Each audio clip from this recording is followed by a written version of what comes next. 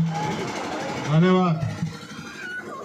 मैं आप सभी का धन्यवाद करता हूं कि आप बारिश में भी यहाँ डटे हुए हैं, लेकिन उससे ज्यादा मैं धन्यवाद करता हूं कि आपने जो ये बाबा साहब की प्रतिमा जो इतनी ऊंची लगाई ना, ये बड़ी सुंदर है और ये वहां से दिखाई देती है और इसे लगाने के लिए आपने संघर्ष किया।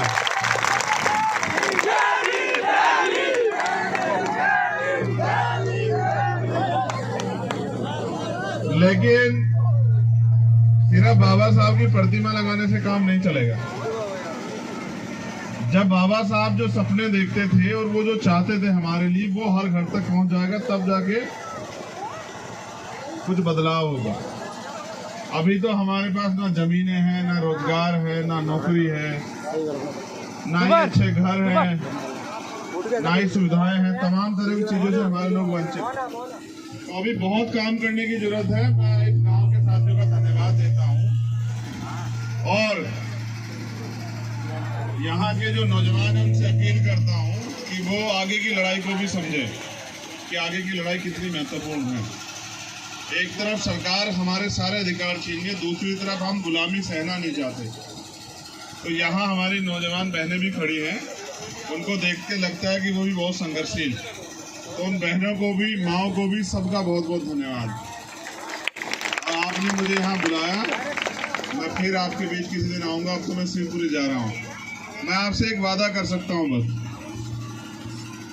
इतने दिन हो गए हमें अन्याय सहते हुए, आपके साथ होने वाले हर एक अन्याय में मैं आपके साथ खड़ा हूँ। लेकिन जो सुविधाएं अमीरों को मिल रही हैं देश में, और ताकतवर लोगों को मिल रही है, वो हमारे लोगों को मिलनी चाहिए, ऐसी मेरी इच्छा है। जो गरीबी हमारे ऊपर थोपी गई है, खत्म होनी चाहिए। अब हमारे दिन बदलने चाहिए, इसके लिए हमें मेहनत करनी। और ये तभी जिंदाबाद। अभी जिंदाबाद के नारे लगा रहे हो, जब नहीं रहूंगा तब अमर हो के नारे लगाया करोगे, चिंता मत करो। लेकिन नारे नहीं लगाने हैं ना, अब काम कर रहा हूं तो साथ दे के दिखाओ। बस एक बार साथ दे के, आपने सारे पैसे वालों को, सब लोगों को ताकत दे दी। एक बार अपने बीच के व्यक्ति को ताकत दे के देखो और फिर याद रखना, अगर ये दिन आप पे वापस लौट आए, जिनको आपने परेशानी में जिया, तब मुझसे कहना। आपने सबको आगे बढ़ा दिया, तमाम लोगों को, रुपए पैसे वालों को, चोर लुटेरे को। एक बार अपने बेटे को आगे बढ़ा के देखो और फिर देखना, अगर आपकी आंखों में आंसू आ जाए तो बताना मुझे। या फिर कोई आपकी तरफ वो कितना बड़ा पैसे वाला, ताकत वाला, अगर आपके, मेरी बहनों, मेरी माओ की तरफ आंख उठा के भी देखे, तब मुझसे सवाल करना कि तू तो बेटा होके कह रहा था कि अन्याय नहीं होने दूंगा। मगर एक बार मेरे हाथ मजबूत करके तो देखो, फिर देखना।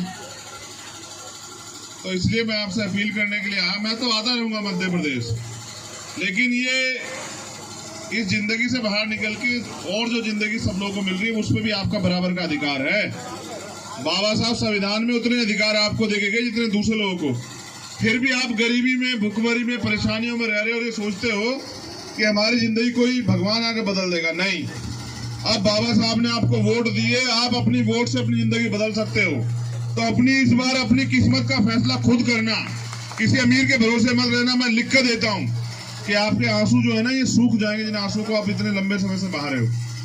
मैं अपनी बहनों से भी कहना चाहता हूँ, बोलना सीख जाओ। अगर स्वाभिमान सम्मान की जिंदगी चाहिए तो बोलना सीख जाओ। अगर अत्याचार अन्याय के खिलाफ चुप रहोगी तो ये तुम्हारा भाग्य बन जाएगा, इसको भाग्य मत बनने दे।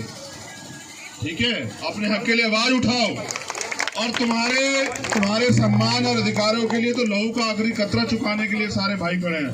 बताओ, तुम्हारे होते बहनों के सम्मान को कोई असुरक्षा हो सकती है क्या? बताओ। नहीं, इतने भाई तैयार है। मेरी बहनों से मेरी अपील है, सिर्फ चूल्हे चौके के चक्कर में ना पढ़ो, पढ़ो लिखो, नौकरी करो, रोजगार करो, आगे बढ़ो। बाबा साहब यही चाहते थे, इसलिए महिलाओं को बराबर के अधिकार दिए। ये जीवन नहीं है कि बस कुछ पढ़ लिया और उसके बाद शादी